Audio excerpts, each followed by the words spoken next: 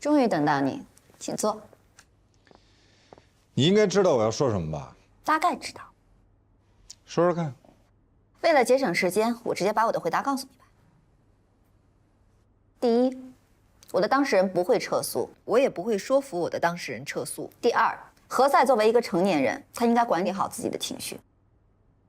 一，我不是来跟你讨论何塞是否是成年人。二，提醒客户诉讼有风险，是律师的义务。所谓诉讼风险，无非就是我们的官司打输了，季玉给罗琦买房子的钱我们要不回来了。但是我是这么跟我当事人说的，你听听对不对啊？如果我们不去打官司，这笔钱肯定是要不回来了。我们倒不如打官司去试一试，也许会碰到一个痛恨前妻、同情现任的法官呢。我们这笔钱还能要回来，哪怕要回来一部分。最坏的结果就是这笔钱要不回来了，官司输了而已。这不是最坏的结果。最坏的结果就是我们又输了一个案子。季玉也丧失了对小安探视的权利，小安就此仇恨自己的亲父，并把账记到了后妈蓉蓉的头上。还有最坏的结果，我们也都已经想到了。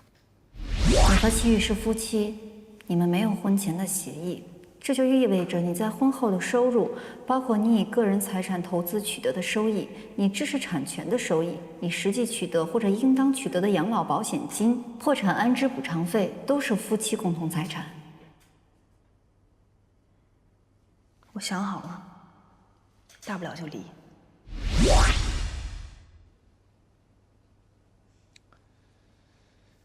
客户在义愤填膺之下，难免说出过分的话。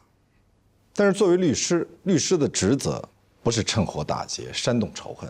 我没有煽动仇恨，我非常认真地帮助了我的当事人，避免他的利益再遭到损失。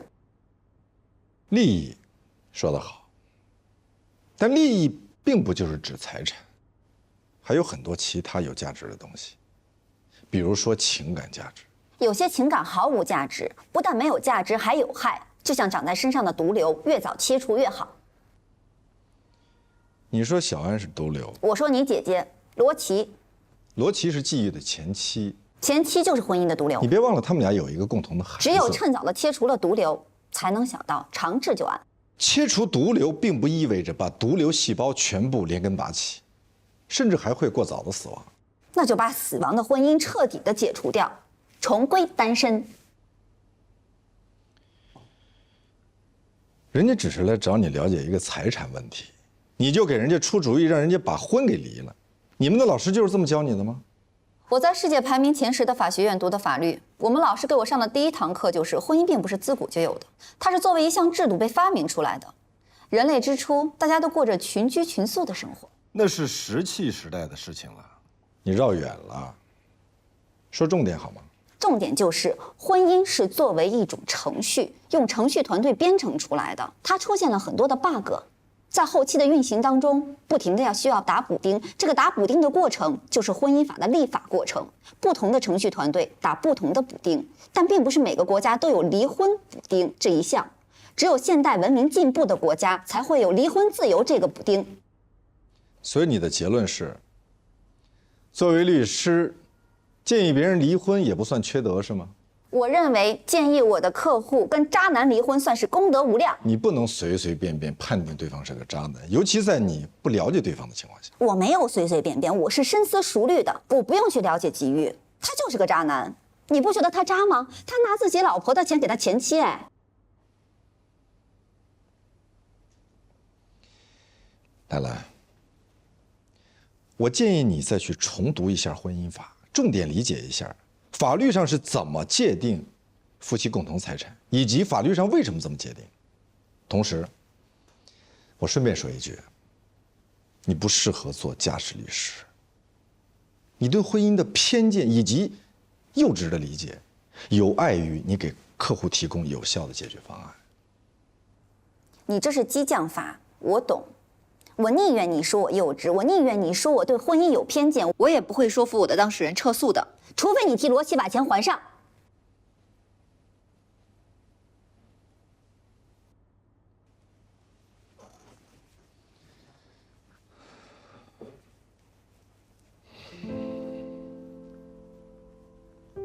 好，我同意。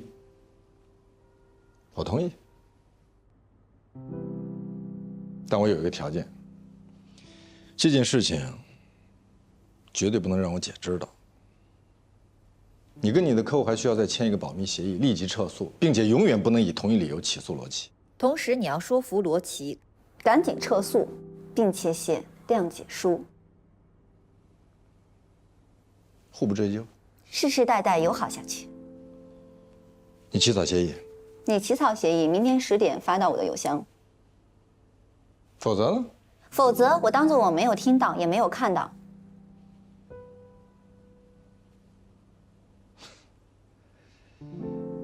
兰兰，嗯，你跟何塞真是天生的一对儿，你是指哪方面？各个方面，尤其是在六亲不认这一点上。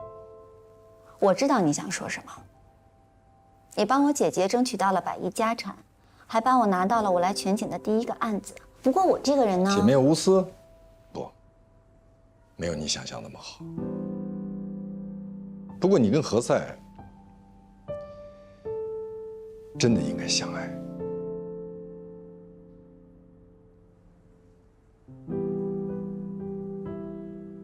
协议你看了吗？已经发给蓉蓉了。什么时候可以签？你给罗琦看了吗？我发给他的律师了。你跟王丽律师说一下，今天是最后的期限，如果过了今天，直接走法律程序。你跟蓉蓉也说了吧？我跟他说了，他说如果可以的话，他要给何塞看一眼。为什么给何塞看一眼？比较信任何塞啊，重要的文件、合同都要给他看一眼。你可以催催何塞。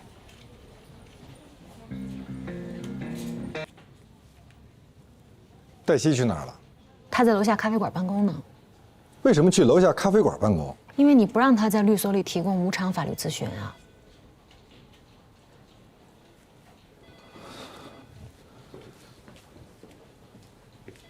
你就为这点事儿，你就从上海飞回来啊？我都气疯了好吗？你看我这上的，你看看。哎呦，还真是呢。哎，我那个屋子空着呢，带钥匙了没有呀？以后我还能过来找你。哈哈哈，就知道。来，拿着。哎，我跟你说啊，真的挺气人的。刚开始我还觉得他爸妈挺好的，一听说我们要结婚，就主动给我们买房子。后来我这一想，越想越不对劲儿啊。他们家主动给我买房子，他们家付首付，那房本上没有我的名字，那这房子以后就和我没关系，对吧？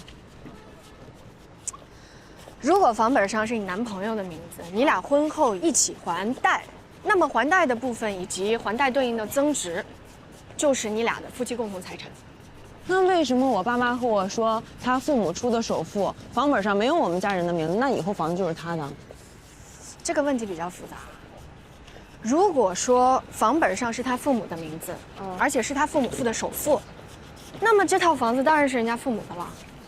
所以呀，我就和我男朋友说开了，我说你爸妈出一个首付，号称给我们买房子，但婚后我和你们家一起还房贷，房本上没有我的名字，相当于我帮你们家买房子，我等于扶贫呢我。哎，你个大傻子，你怎么能这么说呀？你这么说多伤人呐！那我怎么说呀？啊，好听的话都被他们家给说了，说美薇呀，你作为我们家儿媳妇儿，我们不能让你受委屈，房子呢就我们来买，月供呢由我们帮忙供，你们的钱用于家庭开支。我这一想，他们还挺会算账哈。我能和他们儿子过一辈子就过一辈子，过不了一辈子，他们还捞一房子，房子是不动产，我什么也捞不着。我的钱用于家庭开支，他们的钱用在月供上。你这么想嘛，你最起码还落着爱情了呀。我呸！那我还结什么婚？光谈恋爱不就得了？人类为什么要发明婚姻啊？婚姻制度本身是产权制度，他们家把钱花在不动产上，我的钱用在消费上，想什么呢？太鸡贼了吧他！那你就一怒之下，你就从上海飞回北京了。我为什么去上海啊？我在哪儿不能创业呀？我千里迢迢去上海，我还不是为了他呀？我为我们的幸福而努力，他们家在背后给我弄算盘珠子，根本没把我当自己人。请您喝咖啡。我给你发工资，不是让你利用上班时间去给我买咖啡的。您不是经常喝他们家的咖啡的？那也用不着你去买，我自己有。罗老师，那个是这样的，我有一个朋友过来找我。找你咨询，那为什么不在律所咨询呢？我们有咨询室，有会客室，有客户接待室。因为您说律所禁止提供免费的法律服务。那你知道律所为什么要禁止免费的法律服务吗？因为场租费很贵，那你还这么做？所以我就换到咖啡馆去了嘛。好，那我们现在定一个原则，以后每1个月你只能对1个客户进行1次免费的法律服务，没商量。